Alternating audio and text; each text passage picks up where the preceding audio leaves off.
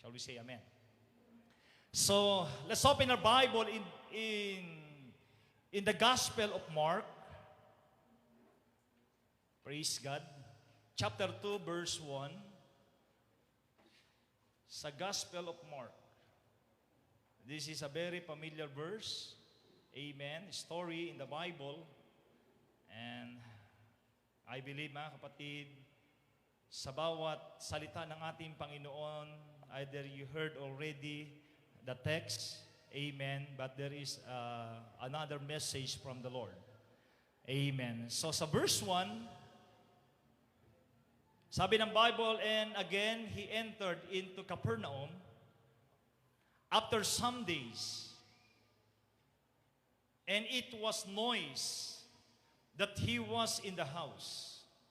And straightway many were gathered together, insomuch that there was no room to receive them, no, not so much as about the door. And he preached the word unto them. And that's why Jesus Christ preached the word unto them. And the Bible says there was no room to receive them. It meant to say that the house was already full. Puno na yung nasa bahay. And verse 3, and they come unto him, bringing one sick of the palsy, which was born of poor. And when they could not come nigh unto him for the press, they uncovered the roof where he was. And when they had broken it up, they let down the bed wherein the sick of the palsy lay. When Jesus saw their faith, he said unto the sick of the palsy, Son, thy sin be forgiven thee. So nung makita ng ating Panginoon itong pananampalataya ng apat, and what I'm saying, mga kapatid, these four, mga kapatid, they bring them to Jesus Christ. It is because the room was already full, puno na. Yung apat ay gumawa ng paraan upang ang mayroong karamdamang ito ay makarating at makatanggap ng milagro sa ating pong dakilang Diyos. Kaya nung makita ng ating Panginoon ang kanilang pananampalataya at doon sa may karamdaman, sinabi ng ating Panginoon, ang iyong kasalanan ay pinatawad na. Jesus is not saying, you are already healed. Hindi sinabi ng ating Panginoon na pinagaling, kundi pinatawad. Ano? Kasi ang kasalanan ang siyang nagdudulot, nagbubunga ng bawat karamdaman. Kaya nga, pag ang ating Panginoon ay nagpagaling, hindi lang yung karamdaman mo, but also, mga kapatid, amen, your sin before God. Shall we say, praise the Lord? Kapag ang tao ay gumaling lang yung karamdaman niya, pero andun pa rin yung kasalanan. Pero sa ating Panginoon, pag siya'y nagpagaling, hindi lang physical healing, kasama ang spiritual healing na pagagalingin tayo ng ating dakilang Diyos. Palakpakan natin ang ating Panginoon. Let us pray. Lord Jesus, thank you for your word. Thank you for your goodness, O Lord. I pray that you will bless your people, that you will use my mouth as a blessing. I can do nothing, Lord, without you. We need the unction of your Spirit. We need, Lord, your anointing. We need your rhema, O God, this morning. And Lord, as we acknowledge your presence in our midst, O God, I pray that you will bless your people, that you will bless your servant. Lord, I pray that we will receive miracle this morning. Kalagan mo, Lord, ang lahat, Lord, ng aming mga tanikala sa aming kamay, sa aming bibig, Panginoon, upang sa bawat pakikinig na ito, matanggap namin, Panginoon, ang tunay na kagalingan Not only our physical sickness, O Lord, but also our spiritual, O God. I pray, Lord Jesus, that you will bless your people as we give back all the glory in Jesus' name. Amen. Praise the Lord. I'm bringing to you the subject this morning that says, establish your personal breakthrough. Kamayan mo yung katabi mo, establish your personal breakthrough. We must develop your personal breakthrough before God. You may be seated. God bless you. Pagpalain tayo ng ating Panginoon. Every pastor, every minister, is one of the desire is to help and to equip every believers, not only mga kapatid, wisdom, because wisdom comes from the Lord, but also mga kapatid, to equip us, our knowledge, and inspired us, amen, when it comes in serving the Lord. Ito ang ginagawa ng mga pastor, leaders, ay upang tayo po ay lalago sa ating pong tinatawag na paglilingkod, ay ang bawat mananampalataya ay masabi po natin sila po ay may kakayahan na gagawa at harapin, mga kapatid, amen, anumang mga bagay na darating sa ating mga buhay, higit sa lahat sa kapanahunang ito. Shall we say praise the Lord? That's why we need to establish, amen, our personal breakthrough, enable, amen, that we will conquer, amen, every obstacle for the year 2022. Kinakailangan, mga kapatid, na tayo po ay magtutulungan, sapagkat kung hindi tayo magtutulungan, hindi natin marating ang tinatawag na tagumpay, sapagkat ang pakikipagbakang ito ay hindi lamang sa ating Panginoon. Kasama kayo, mga kapatid, sa pakikipagbaka upang tayo ay magtatagumpay. Shall we say praise the Lord? That's why it is a mistake. Isa pong, mga kapatid, pagkakamali na ang bawat mananampalataya, and sometimes we expect God to do everything that need to be done for our breakthrough. Minsan, mga kapatid, may mga mistake tayo sa ating mga buhay bilang mananampalataya. Sapagkat dahil po sa over-expectation natin, na ang ating Panginoon ay gagawa sa atin, that God will do everything, and we will not do our part. Ano? Na kung saan, mga kapatid, lahat ng mga bagay, ito'y ating pinaasa sa ating Panginoon na gagawa siya. Subalit, mga kapatid, ang ating Panginoon, amen, ay gumagawa sa atin, but also, mga kapatid, ang gusto ng ating dakilang Diyos, habang siya'y gumagawa sa atin, habang siya, mga kapatid, ay kumikilos sa ating mga buhay, amen, dapat ang mananampalataya ay gumagawa din upang siya'y pagtagumpay. We need our personal breakthrough in able to be a successful Christian. Shall we say praise the Lord? Hindi po ito trabaho lang ng Diyos. Na minsan, mga kapatid, ang ginagawa natin, amen, bilang mananampalataya, hinahayaan natin gagawa lang ang Diyos. And sometimes we fail because as the Lord's working, we are not work. Hindi tayo gumagawa. That's why, para makita po natin na tayo po, mga kapatid, ay magtatagumpay sa ating pakikipagbaka, kinakailangang unang-una makita muna natin sa ating mga buhay, sa ating mga tahanan, na si Kristo ay nandoon at kumikilos, sapagkat hanggat wala si Kristo sa ating mga tahanan, hanggat wala si Kristo sa ating mga buhay, hindi mo kayang magtagumpay, hindi mo kaya, mga kapatid, aabutin ang iyong tagumpay, sapagkat the only way to have breakthrough, we need the power of God. Shall we say praise the Lord? We need Him in our personal breakthrough. Paul said, I can do all things through Christ. Hindi sinabi ni Pablo, amen, dahil siya'y matalino. Siya'y mayroong posisyon. Siya'y may kakayahan.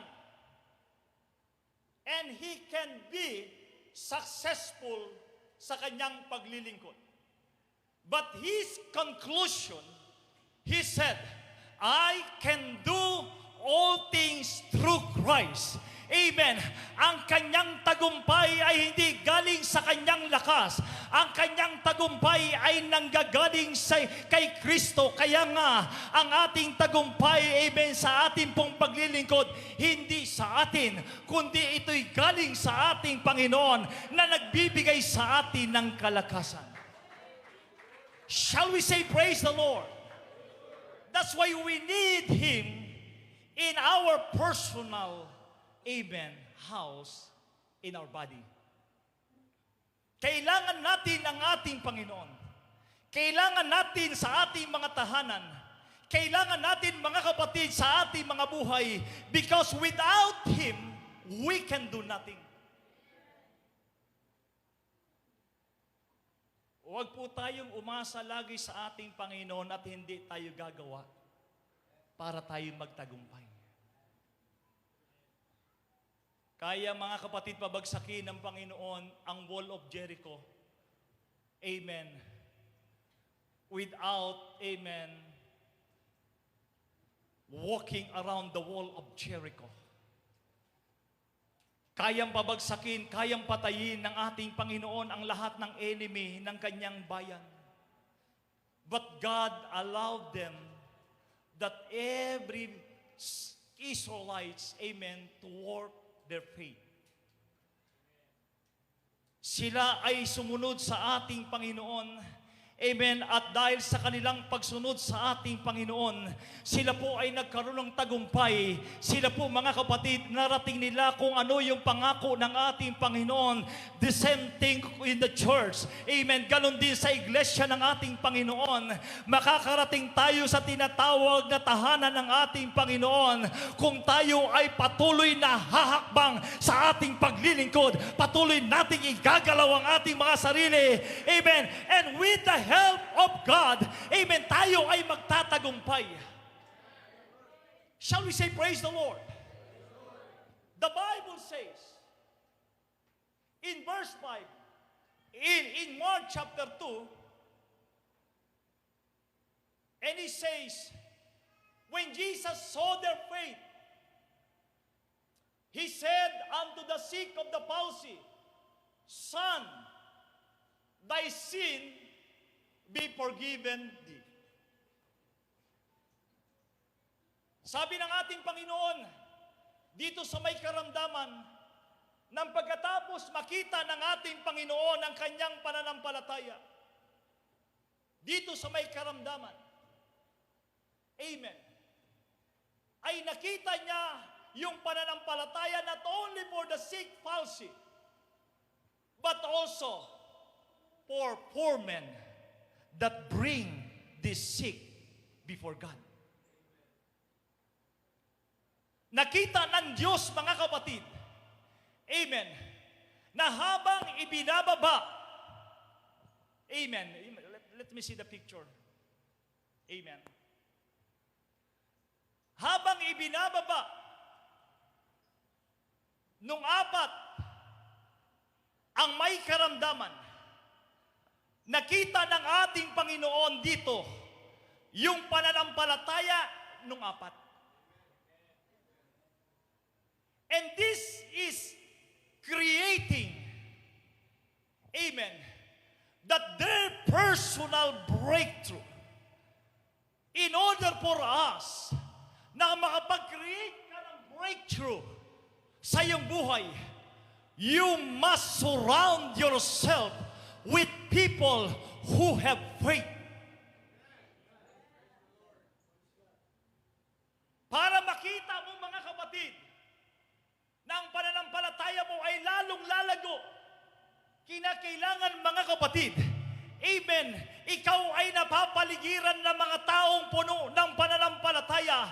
Marahil hindi natin alam yung lalaki, marahil gusto niya lang gumaling, pero mga kapatid, wala siyang kaparaanan. Bakit? Sapagkat siya ay isang lumpo, siya ay may karamdaman, pero ang ginawa ng apat, hindi natin alam kung ano ang relasyon ng tao na ito sa may karamdaman. Marahil kamag-anak nila, marahil kaibigan nila, o marahil naglilingkod sa ating Panginoon. But what the Bible says, these four men have faith before God.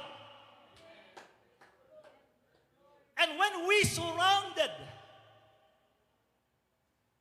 with people who have faith, I'm telling you mga kapatid, amen, yung mga kaibigan mo na yan, yung kamag-anak mo na yan, yung magulang mo na yan, ito yung mag-uplift sa'yo na sometimes tayo po ay nangihina, sometimes mga kapatid tayo nanlalamig sa ating paglilingkod dahil ikaw ay napapaligiran ng tinatawag na mananampalataya, na ang pananampalataya ay malakas sa ating Panginoon. Ikaw ay lumalakas, ikaw ay tumatatag. Bakit? Because you are surrounded by those people have faith in God. Shall we say praise the Lord? And that is what the church is all about. Ang church, mga kapatid, habang ikaw ay nasa church, may tendency na lalakas ka talaga. Amen. Kaya, your pastor, your leader is always encouraging us, amen, to attend every service. Because when you are in the church, there's a lot of people here. Amen. Their faith, amen, mas malakas pa sa pastor. Ang pananampalataya ay kakaiba. Kaya nga mga kapatid, every time nasa church tayo, paglabas natin, bakit? Tayo'y malakas na. Amen. Ano doon ang tagumpay natin? Bakit? Because we are surrounded, mga kapatid. Amen. Habang nakikita ko yung mga tumatalon dito, habang sila'y tumatalon, mga kapatid, amen, sabi ko, amen, I remember when I was young, mga kapatid, kung tumalon talaga, amen, I'll give my best, amen. Pero mga kapatid, habang nakikita ko sila, they influence me, mga kapatid, sa kanilang ginagawa. At sabi ko, kapag ganito lagi ang nakikita mo sa iglesia, walang dahilan na hindi ka tatalon, walang dahilan na hindi ka sasamba, sapagkat nakikita mo sa mga tao na kahit may problema, tumatalon pa rin, tumatakbo pa rin, sumasamba pa rin sa ating Panginoon. Their faith influence us. Shall we say amen? Sabi ng Panginoon, not forsaking the assembling together, as the manner of some. Huwag niyong kakaligtaan ang pagsamba ng sama-sama. Because in early church, there is also a believers not going to church. They thought, kahit sa bahay sila ay lalakas. And I hope so. But not all the time. Kasi baka ang kasama mo doon, mga kapatid, amen, parang bangkay na din. Tapos ang naririnig mo, puro negatibo. Di ba minsan kapag ang kasama mo ay laging negatibo, minsan maano ka eh. Ito yung nagdadrive sa'yo na maging negatibo ka rin. Right? Kapag ang kasama mo, mga kapatid, ay hindi mo pareho ang pananampalataya, may tendency, mga kapatid, di makuha ka eh. Kaya yung sinabi, mga kapatid, in 2 Corinthians chapter 7, mga kapatid, na be not equally yoked together. Amen? Hindi lang po para sa mga kabataan yan. Kundi, mga kapatid, maging sa mga may asawa, maging sa mga tatay, mga nanay, amen, kapag kayo po mga kapatid ay makipagkaibigan kayo doon sa mga taong positibo sa kanilang paglilingkod, yung kanilang kaisipan, amen, na magpatuloy sa ating Panginoon, yung kaisipan mga kapatid na kung saan hindi nakakita negatibo, hindi reclamizing mga kapatid, laging nagrereklamo, laging nakikita ang mali mga kapatid, it influence us mga kapatid kapag ang nakikita nyo at naririnig nyo yung mga bagay na yan, mas maganda ang marinig natin at makasama natin yung mga taong kahit may problema, nananatili pa rin sa ating dakilang Diyos. Shall we say praise the Lord? 1 Corinthians chapter 14 verse 12. What Paul said, even so ye, for as much as ye are zealous of the spiritual gifts, seek, shall we say seek, that ye may excel to the edifying of the church. Kapag ikaw mga kapatid, amen, ay malakas ang pananampalataya mo sa ating Panginoon. Sabi ni Apostol Pablo, gayon din naman kayo na yamang kayo'y mapagsikap sa mga kaloob na ayon sa Espiritu, ay pagsikapan ninyong kayo'y magsisagana sa ikatitibay ng iglesia. Ano ibig sabihin mga kapatid? What Paul says, amen, sinasabi ni Apostol Pablo dito, na tayo po ay magsumikap. Pagsikapan natin. We need to edify our brother and sister.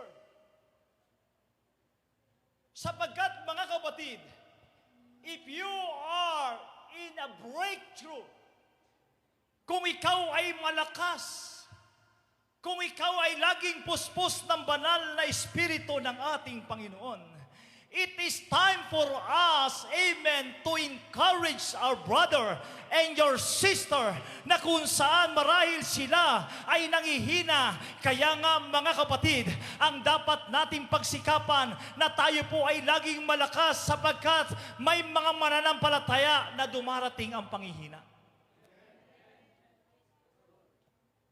And Paul said, that ye may excel.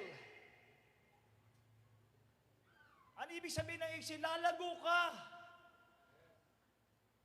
Hindi ka maging stagnant. Ano ibig sabihin, Pastor? Huwag mong iaasa lagi ang lahat ng bagay sa iyong pastor. Huwag mo laging iasa sa ating Panginoon. Amen. Kinakailangan gumawa ka ng paraan sa tulong ng Panginoon na ikaw ay lalakas. That someday you become also a body of Christ who edify the church. Nanuwaan niyo ako mga kapatid? Na ang bawat mananampalataya dapat mag-excel tayo. Kasi mga kapatid, kapag hindi ka mag-excel sa iyong pananampalataya, maging stagnant ka. At kapag stagnant ka ng mananampalataya, ang lagi mong nakikita ay pangit.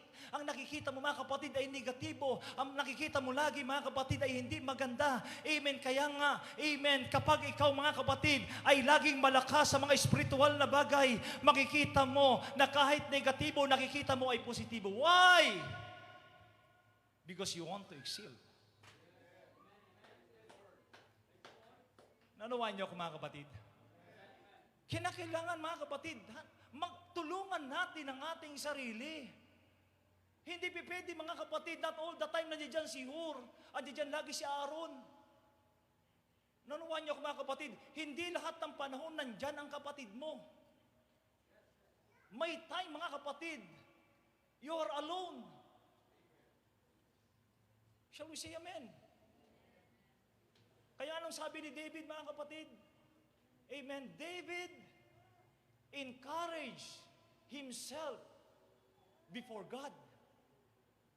Kasi walang pwedeng mag-encourage sa iyo, kundi yung sarili mo, sapagkat may panahon, mga kapatid, amen, hindi mo wala kang kapatid na makausap. May panahon na walang taong tatapik, mga kapatid. But if you have a desire to exceed, Lord, wala man tatapik sa akin, gagawa ako ng paraan upang ako ay magkaroon ng breakthrough sa ganitong kalagayan sa aking buhay. Shall we say, praise the Lord? Amen. Ibig sabihin, Pastor, amen, kinakailangan mong gagawa ng paraan para ikaw ay lumakas. Paul said in 14 verse 26, how it is then, brethren, when you come together, every one of you had doctrine, had tongue, had revelation, had interpretation. Let all things be done unto edifying. You cannot edify your brother when you are weak. Naunawaan niyo, mga kapatid, nasubukan niyo na bang magsagip ng nalulunod ni ikaw hindi ka marunong lumangoy?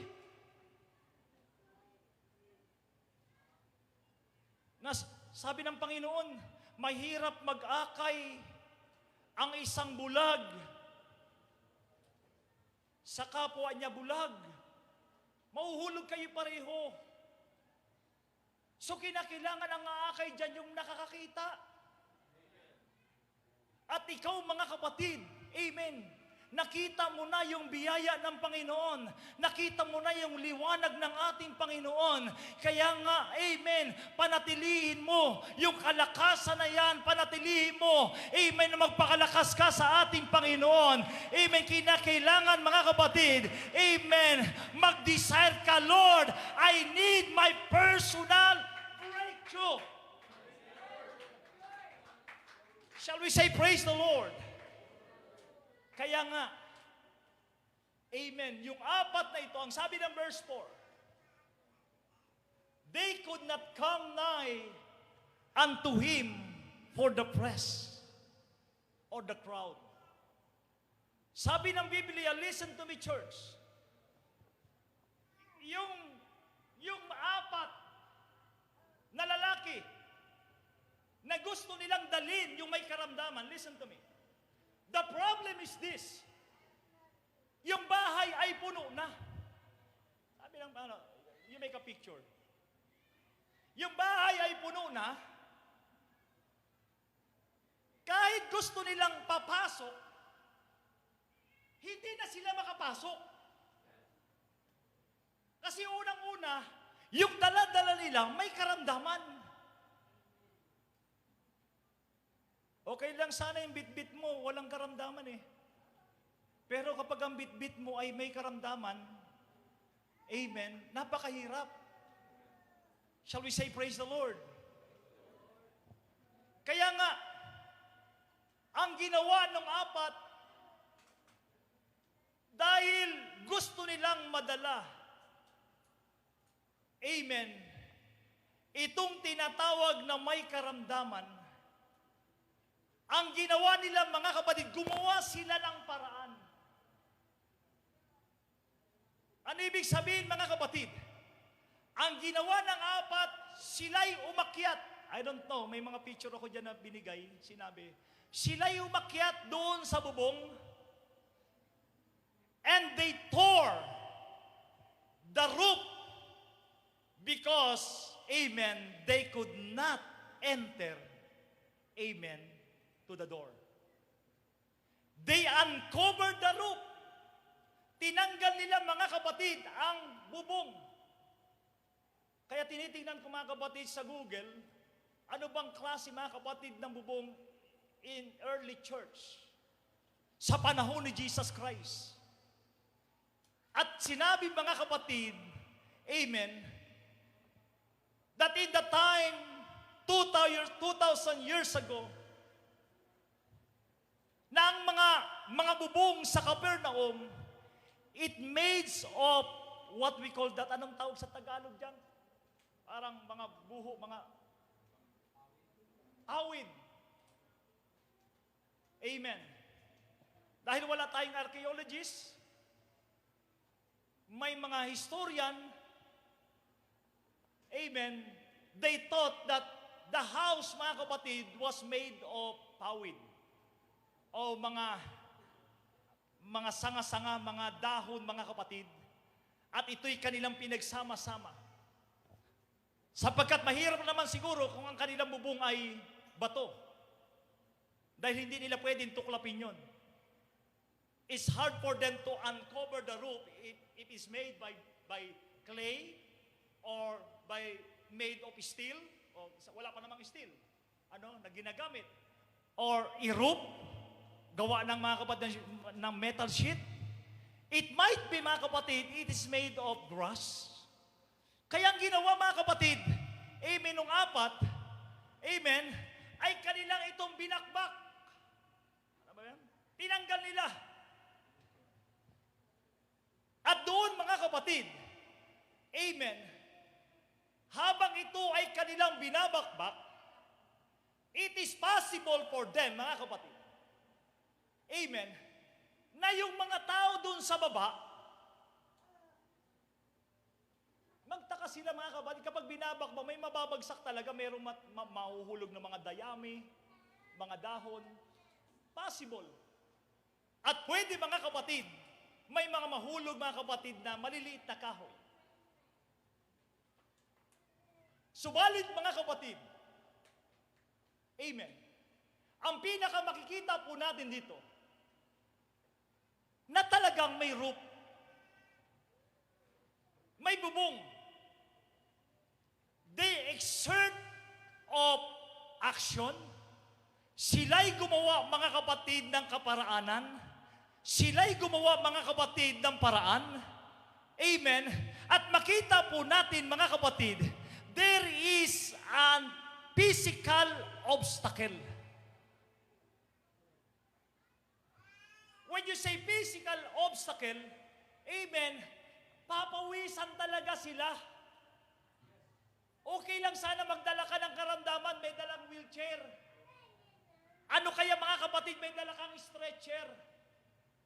Pero kapag ang may karamdaman, magbabakbak ka pa ng bubong, hindi mo bahay, sisirain mo, at kinakabahan sila pagkatapos silang bakbakin yon, magbayad sila para lang sa kanilang kaibigan na madala ito sa ating Panginoon. There is a lot of obstacle. Yet, amen, sila'y gumawa ng paraan. And that is their personal breakthrough na kahit nahihirapan sila, kahit hindi sila, mga kapatid, komportable sa kanilang ginagawa, kumuha sila ng tali, gumawa sila ng kahoy, binakbak nila ang roof. Amen. Siguro sasabihin natin, kakaiba yung apat na ito. Why? Sapagkat gusto nilang makita na ang kanilang kaibigan, kamag-anak, o anumang mga kapatid malapit sa buhay nila ay madala sa harapan ng ating Panginoon at makatanggap ng miracle.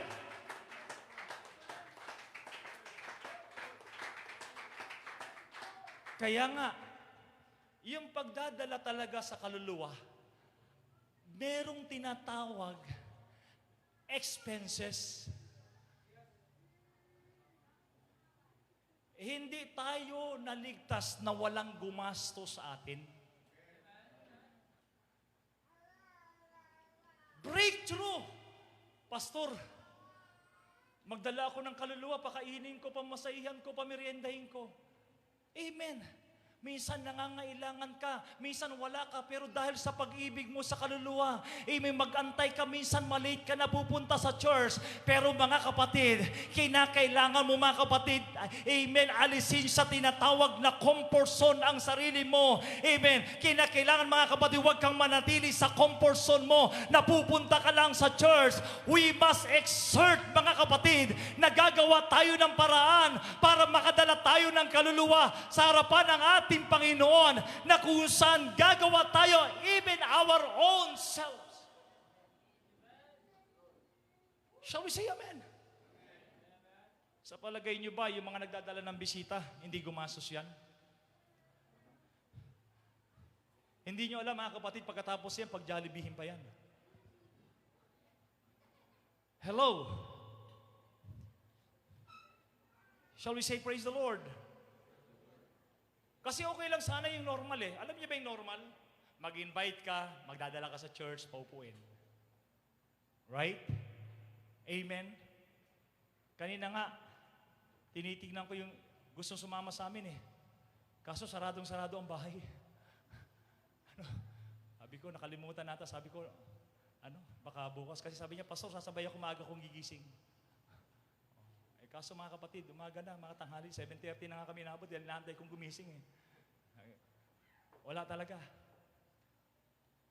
Minsan mag-spend ka talaga ng time mo para lang madala ang kaluluwa eh. Normal lang, kapag okay lang sana kung hindi ka naghihirap. Halika, punta tayo sa bisita, walang problema. Pero problema mga kapatid, ganito. Yung aakit ka pa ng bundok, susunduin mo yung bisita. Hello? So, nagbibigay ka ng tinatawag na panahon. Kagaya ng 4 na ito, marahil hindi nila kilala, nakita lang siguro nila doon sa daan, kawawa naman to, may palsy, nahihirap na, matagal na. Ano kaya, gawa tayo ng paraan kasi marami na, nababalitaan nila, nagpapagaling si Jesus Christ, nababalitaan nila mga kapatid, gumagawa ng miracle si Jesus Christ, pero mga kapatid, ang problema, puno na yung bahay. So, anong ginawa ng 4? Gumawa sila ng paraan. Kumuha sila ng kahoy. Kumuha sila ng tali. At ang ginawa nila, umakyat sila doon sa bubong. At doon mga kapatid, dahan-dahan nilang ibinaba yung may karamdaman. Amen.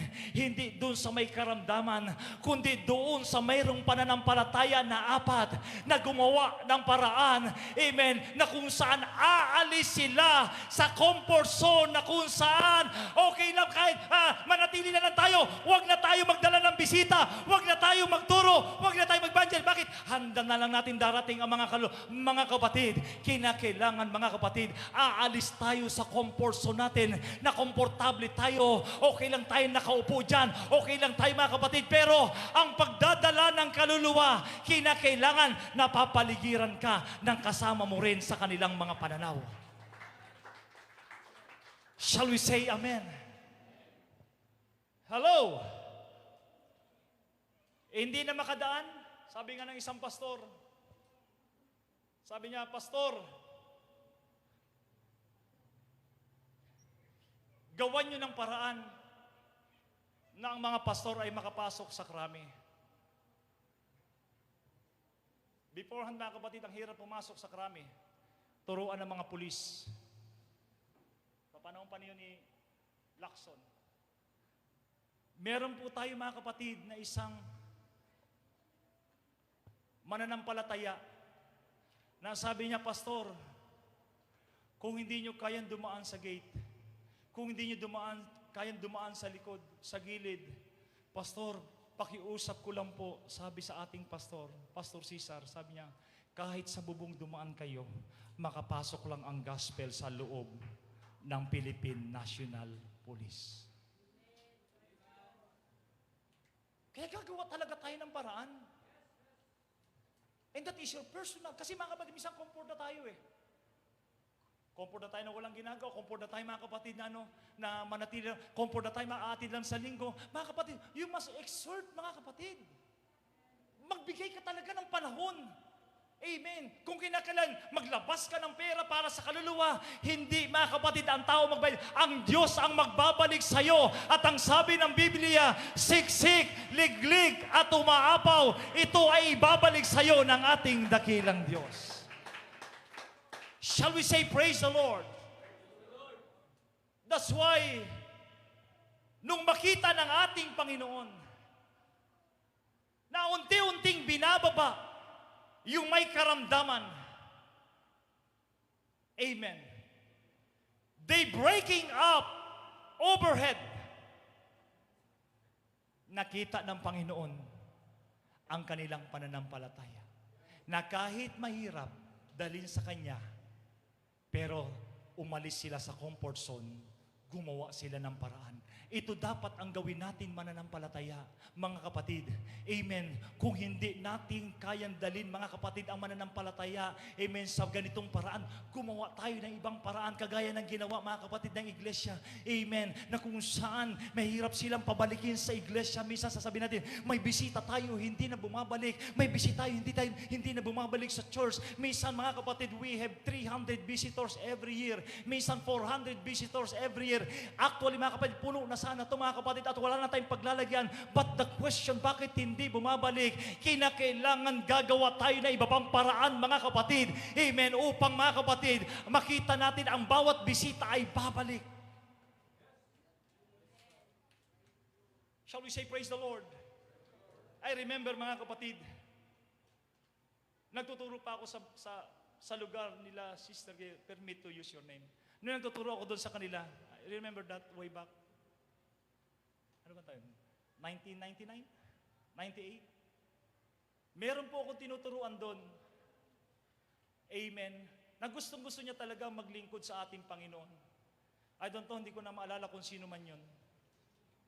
Sabi niya, Pastor, tama po yung pananampalataya. Tama po ang katuruan nyo. Pero Pastor, Brad pa lang naman ako noon. Brad pa lang.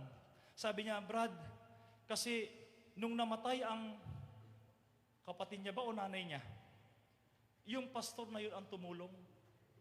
Pinalibing. Yung kamag-anak ata, nanay, tatay, pinalibing. Kaya pastor, gusto ko mang umatin dyan, pero nahihiya na ako kasi mas malaki ang natulong dito. Na church na ito. Can you imagine, mga kapatid, ang tao, kapag alam nilang natulungan, amen, nakikita natin na ang pagbalik nila ay sobra-sobra. Kaya yung pagbigay nyo ng bigas, halimbawa, magbigay tayo ng mga kapatid ng 5 sardinas, 5 noodles, 2 kilong bigas. Mga kapatid, hindi nila maalala ang church maalala nila nagbigay. Hello? Subukan nyo magpakain sa street. Yung mga bata, subukan nyo magbigay ng pagkain. Kahit saan kayo, kung makita kayo, ang naalala nila yung nagbigay. Kasi kapag ang tao ay nagbibigay, amen, makita natin, amen, na kung saan higit silang lalapit sa mga taong nagbibigay. Shall we say amen? Kagaya ito, politiko na naman, election. Saan pumupunta ang tao? Kasi alam nilang, diba? Kaya pag nagbigay tayo, Pastor, nagbigay tayo ng 1 kaban na, 2 kaban, 3 kaban. Mga kapatid, kung di man sila bumalik, gumawa ka para sa ating Panginoon. Amen. Palakpakan natin ang ating dakilang Diyos. That's why we must surrounded by people have faith. The second thing is, we must gaining knowledge and wisdom. Kinakailangan, mga kapatid, in your personal breakthrough, gagamit ka ng tinatawag na karunungan, kaalaman mula sa ating Panginoon. Sabi ng Bible, my people destroy because of lack of knowledge. Kaya kapag kulang ka sa karunungan, karaniwan sa mga tao ay bumabagsak. Now, itong 4 na ito, hindi ko alam kung anong trabaho nila. Kapag ikaw, mga kapatid, ay musikero, Pastor, hindi ka marunong magtuklap ng bubong. Hello? Shall we say praise the Lord? So hindi lahat pare-pareho ang knowledge. Marahil dun sa apat, merong karpintero, musikero, barbero, at saka imbalsamador. Apat. Yung tatlo hindi nila alam, pero yung isa alam. Because that man gained knowledge. Shall we say praise the Lord? What do you mean, Pastor? Amen. The only way to develop your personal breakthrough, that you must gain knowledge and wisdom. Hello? Ano mang klaseng mga kapatid group yan, ano mang klaseng tinatawag na humahad lang sa'yo sa paglago, ano mang klaseng problema na hindi ka makatagos dyan, kapag ikaw ay punong-puno ng karunungan, bibigyan ka ng Diyos ng kalaman upang ikaw ay aalis sa ganyang sitwasyon. Kaya nga may mga root sa ating mga buhay, kapag hindi ka marunong, kulang ka sa karunungan, hindi ka makalalagpas dyan, hindi ka makatatagos dyan. Pero kapag ikaw ay puno ng karunungan, kahit anong obstacle, magagawan mo ng paraan.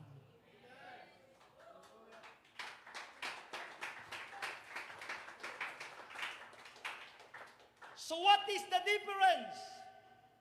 We need skill. Hindi ba pwede mga kapatid mananampalataya, alam natin, praise the Lord, hallelujah. Amen? Nanuwain niyo ako? Hindi pwedeng upo lang kayo dito, hindi kayo mag-gain ng knowledge. Mag-aral. Kasi not all the time, darating ang panahon, pagkaroon ng tinatawag na persecution, wala na yung pastor, wala na yung mananampalataya. Kanya-kanya na tayo. Saan kayo kuweba pupunta? At hinahanap na yung mananampalataya, unti-unti nang pinupugutan. Nanuwain niyo ako mga kapatid? Mag-aral.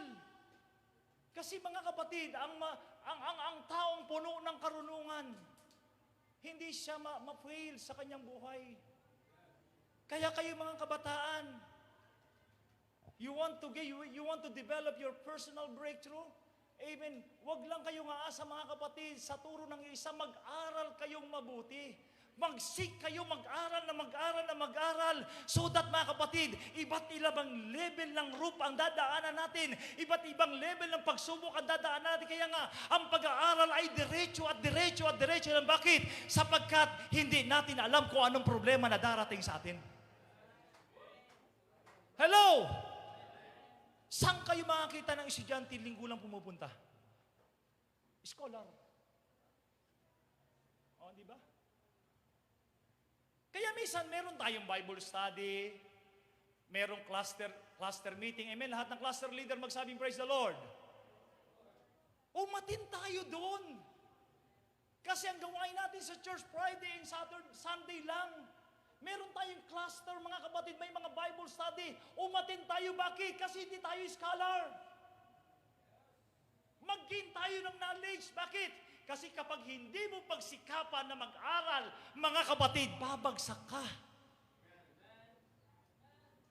Naunawaan niyo ako, mga kapatid? Gusto mong maging baliktot? Balik. Valedictorian.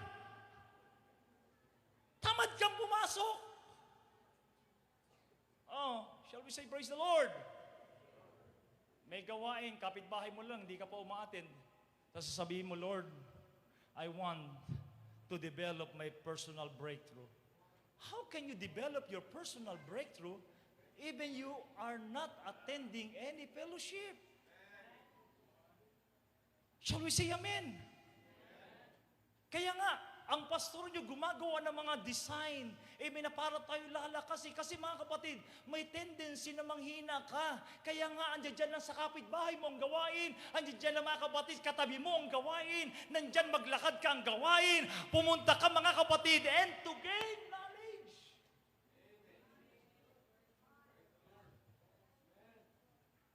Shall we say amen? Kaya nga ang pastor, kulang na lang sa akin magpaanak eh. Saka maging balsa mo. Oh. Marunong tayo mag-drive. Marunong tayo maglaba. Marunong tayo mga kapatid mag-construction. Amen. Anything mga kapatid. Gusto ko lang pag-aaral mga kapatid. Amen ano? Mag-iing balsa mo. Bakit? Kasi ang laki daw ng kita dyan. Pag-aralan mo na rin yan para pag may namatay na kapatiran, libre na yung balsa mo. Ah, di ba lahat? Pastor, kailangan namin ng driver. Ako. Oh, di ba? Maraming skill dapat.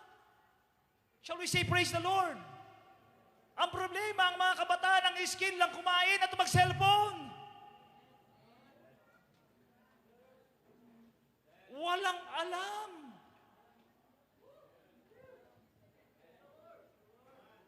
Pwede ba kayong maging matagumpay sa paglilingkod nyo? Pastor, master in electronics, major in cellphone.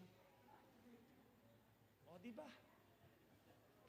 Sabi ng isang kapatid, Pastor, mag-a-apply po yung anak ko sa business mo kasi dati may computer shop po. Sabi niya, Brad, ano bang skill ng anak mo? Sabi ko, ano yung skill ng anak mo? Sabi niya, Pastor, yung anak ko po, marunong po siya mag-Facebook. Diyos ko, Facebook skill? Yung Facebook, may skill na rin ngayon yan. Ano? Marunong po siya mag-messenger, kaya alam niya po siguro paghawak ng computer. Ano, sabi ko, Brad, pasensya ka na kasi ang computer, mga trouble yan, may mga troubleshooting dyan, kaya kailangan may knowledge ka. Yung Facebook, hindi yan skill. Ano yan? Pleasure yan. Na kung sa mapampers ang katawan. Mga kapatid, kaya kayo mga kabataan, maghanap kayo ng mga skill. Minsan may kabataan dito, hindi alam yung martilyo eh. Pakiabot nga yung plies. Brad, ano yung plies? Diyos ko po.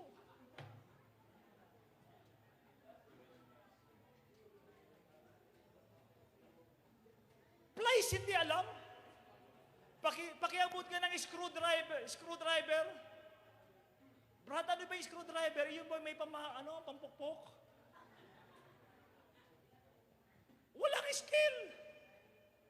Kaya dapat, ang bawat mananampalataya, mag-aral kayo na mag-aral. Kung alam mo lang ay magtinda ng manok, magtinda ka rin ng baka. Magtinda ka rin ng isda. Ano kaya mga kapatid, kung ano skill? Kaya nga sabi ng isang kapatiran dito si Brother Sunny, yung gumawa sa atin ng church. Amen. Sabi niya, Pastor, dati ang alam ko lang ay mag-welding. Ngayon marunon ako gumawa ng tinatawag na mga cabinet, marunong ako mag-asintada, marunong ako sa roofing, lahat pinasok. Bakit? Sabi ko, Brad, bakit pinasok ko lahat yan? Kasi hindi lahat ng panahon welding lang ang available. Hello? Mag-apply ka, anong alam mo? Welder. Ay, hindi kailangan ng welder, kailangan ng mason. Dapat marunong ka rin magmason. O, di ba? Ano ina-applyan mo? Driver. Brad, hindi kailangan dito ng driver, kinakailangan dito ng mekaniko. Kasi iba, alam lang driving, hindi alam ang mag-mechanic. Alamin mo lagi. Kaya nga, you need to develop your personal breakthrough. Amen. Kung alam mo mga kapatid, amen, na magbasa ng Bible, kinakailangan, Lord, gusto ko matuto na rin akong magturo, matuto na rin akong manalangin, matuto na rin akong humayo. Mga kapatid, that is your personal breakthrough. Hindi po pwede na lalago tayo mga kapatid o maglilingkod tayo na wala tayong alam. Kaya yung iba napunta sa dating daan. At sasabihin nila, doon tayo kay Eli, ang talino. Mga kapatid, umasa ka sa talino ni Eli. Umasa ka sa talino mo kasi may brain ka rin na ibinigay ng ating dakilang Diyos. Mag-aral ka ng salita ng ating Panginoon. Shall we say, praise the Lord? And that is, we develop our personal breakthrough. Shall we say amen? Proverbs 24 verse 13, what Solomon says, my son, eat thou honey, because it is good, and the honeycomb, which is sweet to thy taste. So shall knowledge of wisdom be unto thy soul. So sinabi ni Solomon, kumain ka, para ano? Madagdagan yung karunungan mo. Ano ibig sabihin? Mag-aral ka na mag-aral. Para ano? Para madagdagan yung karunungan mo, yung knowledge mo, magkaroon ka ng wisdom sa ating Panginoon. Sabi niya, kumain ka. So shall knowledge and wisdom be unto thy soul. When thou hast found it, then there shall be a reward, and thy expectation shall not be cut off. Hindi mapuputol, mga kapatid, ang pagpapala ng ating Panginoon kapag ikaw ay alam mo ang lahat ng bagay, alam mo magtrabaho, alam mong gawain ng bahay, alam mo, mga kapatid, amen, yung tinatawag na ginagawa mo, makita mo, mga kapatid, amen, maraming opportunity na darating sa iyong buhay. Palakpakan natin ang ating dakilang Diyos. That's why knowledge of wisdom that bring understanding is power.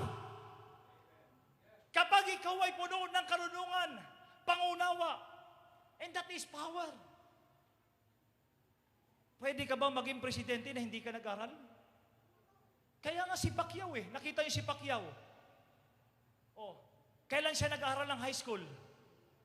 Kailan siya nag-aral ng college? Nung may edad na siya. Sa palagay niyo ba si Pacquiao hindi matalino? Matalino siya. Kasi nag-aaral siya. Alam, mga kapatid, ang buhay niya, wala talaga siyang pangpaaral nung bata pa siya. Pero nagkaroon na siya ng pera. Nag-aaral siya na nag-aaral hanggang sa political science. Nag-aaral siya, nag-aaral. Kaya nga siya kumandidato ng presidente. Kasi hindi ka pwede maging presidente na hindi ka nag-aaral. Kahit kayong presidente ng tricycle, nag-aaral Di ba? Sabi nga ng isang magaling na tao, sabi niya, if education is expensive, try to be ignorant. Kung ang pag-aaral ay mahal, subukan mo maging ignorante. Yung sasabihin mo, bakit kaya tumutunog to? Saan kaya galing yan? Ang galing. Ignorant nga So, kinakailangan mag-aral. Kayong mga kabataan, mag-aral kayo. Huwag lang Acts 2:38, mga kapatid. Try to learn, to teach, try to learn everything so that, mga kapatid, that is your personal breakthrough. It is not for your pastor. It is not for your parents, to your father, but for your own personal breakthrough. Palakpakan natin ang ating Panginoon. That's why we need knowledge. Hallelujah. Shall we say amen? At yung pangatlo, mga kapatid, prayer and fasting. Amen. Breakthrough. Sabi ng Bible, mga kapatid, in Mark chapter 9, verse 29, and he said unto them, this kind can come forth by nothing but by prayer and fasting. Amen. If you want to be anointed preacher, teacher, leader, you need to pray and to fast. That is your personal breakthrough. Amen. Hindi ka maging matagumpay na mananampalataya kapag hindi ka marunong manalangin. Hindi ka marunong pumunta sa church pag prayer meeting. Amen. Kaya nga, hindi nila kayang palayasin ang demonyo kasi, mga kapatid, nagtiwala lang sila sa kanilang karunungan. Sabi nila, Lord, Master, Rabbi, Guru, bakit hindi namin mapalayas ang demonyo? Sabi ng Panginoon, hindi nyo mapalayas siya ng walang prayer at walang pag-aayuno. So kung gusto mong maging matagumpay na mananampalataya, you need to pray, you need to fast. Shall we say, praise the Lord? May prayer and fasting ang mga young people every Friday. Every young people, nagpapas ba kayo? Lahat ng youth nagpas, magsabing praise the Lord. Puro kayo pas-pas eating.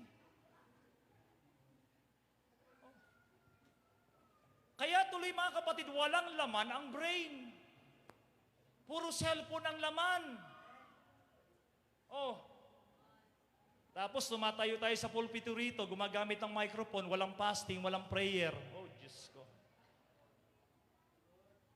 Amen. Pag song leader ka, magpas ka. Pag MC ka, magpas ka.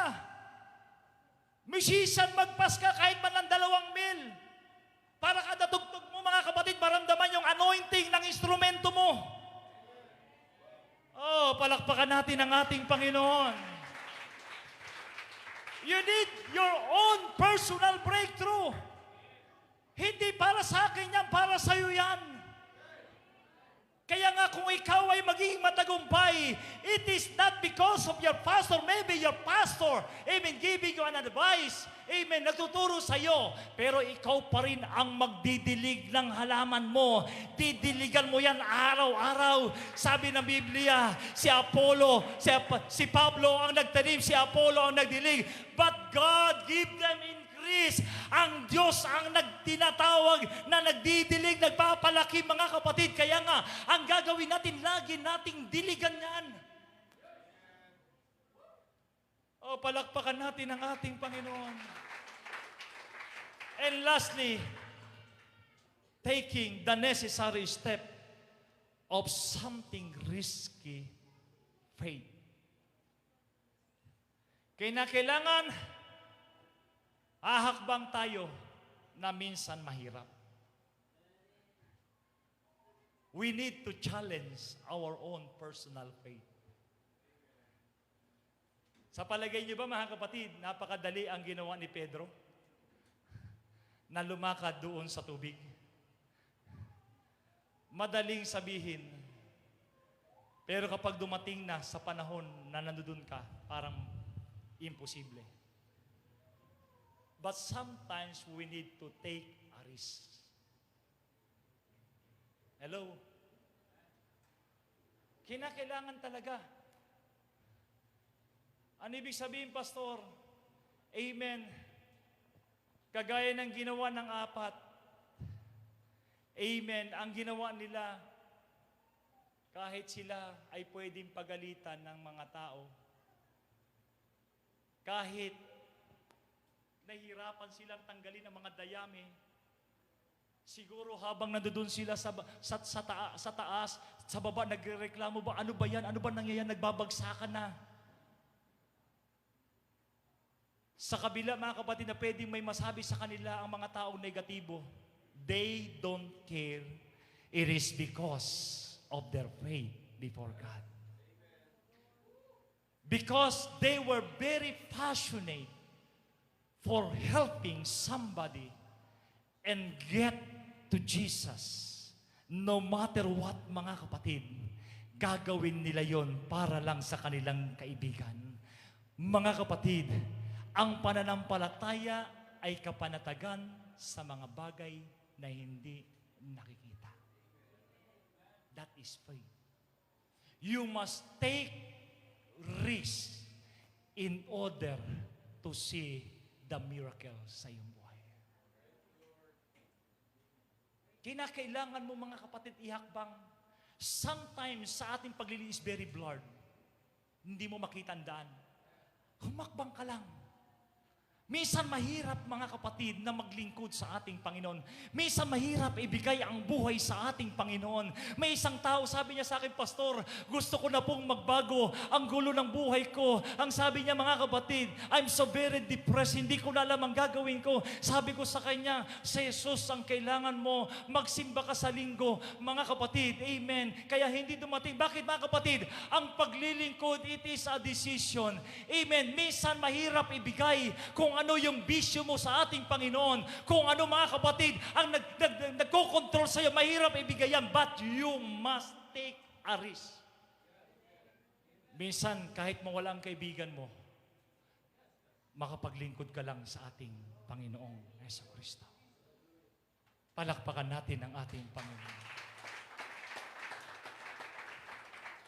Huwag kayong maniwala na hindi nyo kayang marating ang mga panaginip nyo.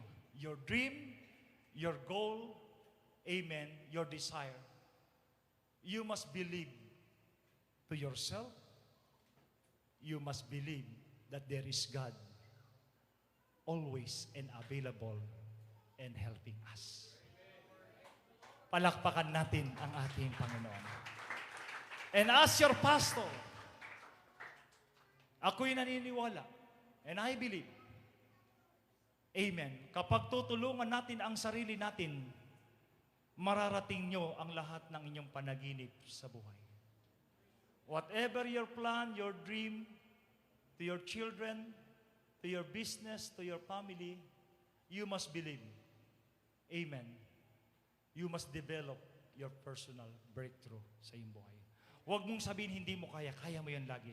Kahit may pagsubok, kaya mo yan. Kahit may inaharap ka na hindi mo na parang very blurred sa'yo, magpatuloy ka lang. Bakit? Kasi kasama mo ang ating Panginoon. Sabi ni David, the Lord is my shepherd and I shall not want. Kasama natin ang ating Panginoon. Amen. Kagaya mga kapatid ng isang may karamdaman, parang mahirap sa kanya na makalapit sa ating Panginoon.